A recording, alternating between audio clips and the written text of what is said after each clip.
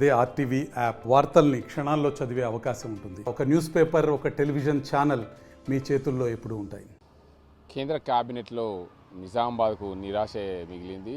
నిజామాబాద్కు మంత్రి పదవి వస్తుంది అనుకున్నప్పుడు కొంత పార్లమెంట్ ఎన్నికల్లో జరిగిన నేపథ్యంలో మన నిజామాబాద్ జిల్లాకు ఏ పార్టీ అధికారంలోకి వచ్చినా నిజామాబాద్ జిల్లాకు మంత్రి పదవి ఖాయమంటూ ఎన్నికల్లో ప్రచారం చేసుకున్నారు ప్రధాన పార్టీల నేతలు. ఇటు బీజేపీ నుంచి ధర్మపురి అరవింద్ నిజాం పార్లమెంట్ నుంచి గెలుపొందగా ఆయనకు పోటీగా ఉన్న జీవన్ రెడ్డి కూడా గెలిస్తే ఖచ్చితంగా ఈసారి నాకు కేంద్రంలో మంత్రి పదవి అని చెప్పి ప్రచారం అయితే చేసుకున్నారు ఇరు పార్టీ నేతలు.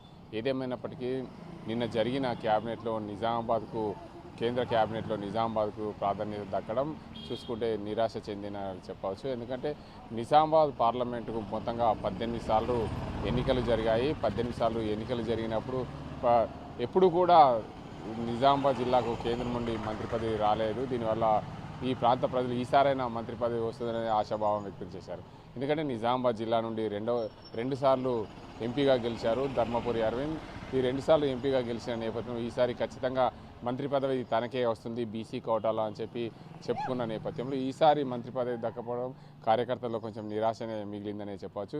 ఏదేమైనప్పటికీ నిజామాబాద్ పార్లమెంట్లో మొత్తంగా 18 సార్లు ఎన్నికలు జరగగా పూర్తిగా 9 మంది ఎన్నికల బరిలో నిల్చున్నారు. 9 మంది ఎన్నికల బరిలో నిల్చున్న నేపథ్యంలో ప్రతి పార్లమెంట్ సభ్యుడు 1-2 సార్లు పైగానే గెలుపొందిన దాఖలాలు ఉన్నాయి. అందులో భాగంగా ఉద్దండులు పోటీ చేసిన ప్రాంతం ఇది. ఎందుకంటే టి బాలగౌడ్, అదేవిధంగా ఎం నారాయణ రెడ్డి ఇండిపెండెంట్గా గెలిచారు. టి బాలగౌడ్ కాంగ్రెస్ పార్టీ నుంచి గెలుపొందారు.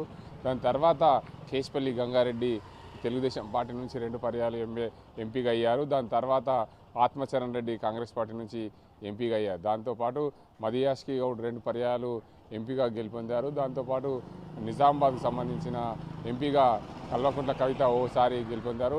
నిన్నటి గెలుపుతో నిజామాబాద్ పార్లమెంటు నుంచి 2 పర్యాలు బీజేపీ అభ్యర్థి గెలుపొందారు. మొత్తంగా ఉద్దండులు పోటీ చేసి గెలిచిన ఈ నిజామాబాద్ పార్లమెంటుకు పూర్తిగా ప్రాధాన్యత దక్కపోవడం, కేంద్రంలో మంత్రి పదవి లేకపోవడం, కేంద్ర మంత్రి నిజామాబాద్ పార్లమెంట్ నుండి లేకపోవడం నిజామాబాద్ పార్లమెంటు పరిధిలోని ప్రజలకు కొంచెం నిరాశనని చెప్పొచ్చు. ఏదేమైనప్పటికీ నిజామాబాద్ పార్లమెంట్ పరిధిలో 17 లక్షలకు పైగా ఓటర్లు ఉన్నారు. అందులో మొన్న పార్లమెంట్ ఎన్నికల్లో 12,04,000 మంది ఓట్లు వేశారు. కానీ పూర్తి స్థాయిలో ఏదైనా సరే నిజామాబాద్ పార్లమెంట్ పరిధిలో 17 లక్షల ఓటర్లకు నిరాశ మిగిలిందని చెప్పచ్చు. ఎందుకంటే కేంద్రంలో మంత్రి పదవి వస్తే నిజామాబాద్ సంబంధించిన ప్రాధాన్యత పెరుగుతుంది, నిజామాబాద్ అభివృద్ధి అవుతుందనే ఆశాభావం వ్యక్తం చేశారు ఓటర్లు. కానీ చివరి దశలో నిజామాబాద్కు పార్లమెంటు అభ్యర్థిగా గెలిచిన ధర్మపురి అరవింద్కు మంత్రి పదవి దక్కపోవడం కొంచెం నిరాశే మిగిలిందని చెప్పచ్చు. కార్యకర్తల్లో కూడా కొంచెం అసంతృప్తి ఉన్నట్లు తెలుస్తుంది. ఎందుకంటే 2 సార్లు ఘనమైన మెజార్టీతో గెలిపించిన నిజామాబాద్ జిల్లా ప్రజలు బీజేపీకి సంబంధించి ఖచ్చితంగా ధర్మపురి అరవింద్కి ఈసారి మంత్రి పదవి వస్తుంది, అదే బీసీ కోటాలో అనుకున్నారు. కానీ నిజామాబాద్ జిల్లాకు మంత్రి పదవి రాకపోవడం, నిజామాబాద్ జిల్లా మంత్రి పదవి కరీంనగర్కు తన్నుకొని పోవడం, దీనివల్ల ఈ ప్రాంత ప్రజలు నిరాశ వ్యక్తం చేసిందని చెప్పచ్చు. ఇది ఇక్కడ పరిస్థితి. కెమెరా అజీంతో గంగారెడ్డి, ఆర్టీవీ నిజామాబాద్.